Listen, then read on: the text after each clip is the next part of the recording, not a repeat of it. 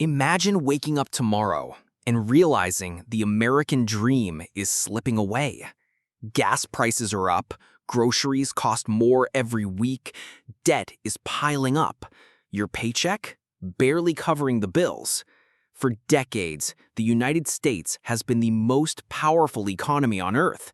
But what if, day by day, that power is fading?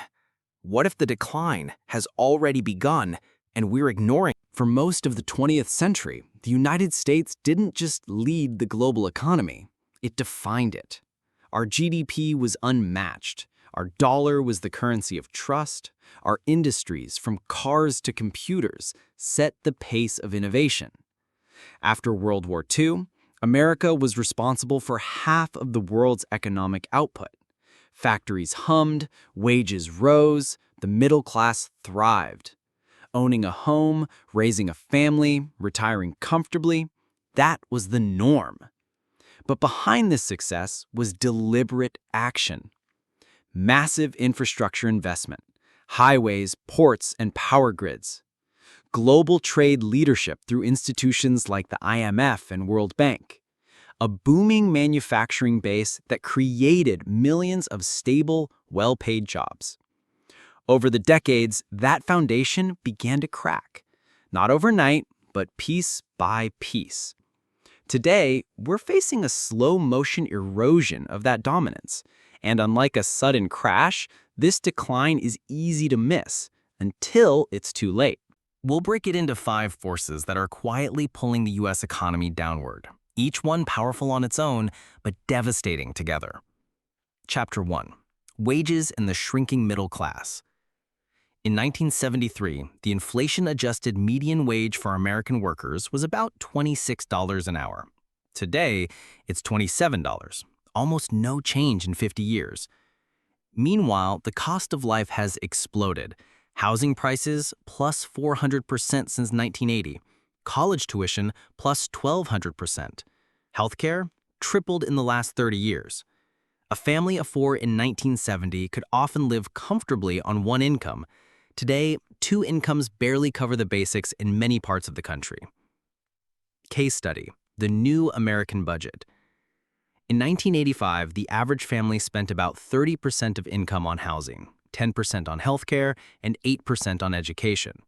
By 2024, housing often consumes over 40%, healthcare 20%, and education 12%, leaving little for savings.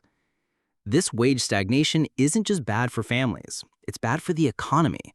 When the middle class can't spend, economic growth slows. Chapter 2. The Debt Trap. The U.S. national debt has crossed $34 trillion, more than the size of our entire GDP. Debt isn't always bad. Borrowing during a crisis like the 2008 financial crash or COVID-19 can be necessary. But when borrowing becomes routine, it creates a long-term drag. Fact, the U.S. now spends over $800 billion a year just on interest payments. That's more than the defense budget. Quote, "Every dollar we spend on interest is a dollar we can't spend on the future." Economist Maya Magunis. This debt burden means less investment in infrastructure, education, scientific research, and innovation. And as interest rates rise, the cost of servicing the debt skyrockets, creating a vicious cycle. Chapter 3. The Hollowing Out of Manufacturing. In the 1950s, manufacturing made up 25% of U.S. GDP. Today, it's less than 11%. Globalization moved millions of jobs overseas, especially to China, Vietnam, and Mexico, where wages are lower. It boosted corporate profits, but gutted many American communities. Example, Detroit, once the heart of U.S. car manufacturing, has seen its population drop from 1.8 million in 1950 to under 700,000 today. When factories leave, the ripple effect is massive. Local businesses close, tax bases shrink, schools lose funding, crime often rises. We've gained in tech and services, but lost in industrial capacity, making us vulnerable in crises. COVID-19 showed this clearly when supply chains broke and we couldn't even produce enough medical equipment. Chapter 4. Falling Behind in Infrastructure. The American Society of Civil Engineers gives U.S. infrastructure a C-. That's not a grade you want for the foundation of your economy. Bridges. Over 46,000 are structurally deficient. Roads. 1 in 5 miles is in poor condition. Transit. Systems in cities like New York and Boston run on technology from the mid-20th century. Compare that to China. 25,000 miles of high-speed rail built in just 15 years. Germany. World-class highways and green energy grids. Japan. Trains so precise they average 18 seconds of delay per year. Our outdated infrastructure slows business, raises costs, and reduces competitiveness. Chapter 5. Global Competition. The rest of the world isn't standing still. China, India, South Korea, and Germany are investing heavily in STEM education, renewable energy, advanced manufacturing, AI, and robotics. Fact: China graduates over 4 million STEM students a year. The U.S. graduates about 600,000.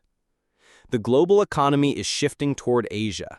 If the U.S. doesn't match their pace, we risk falling behind not just in GDP, but in technological leadership. Here's the twist.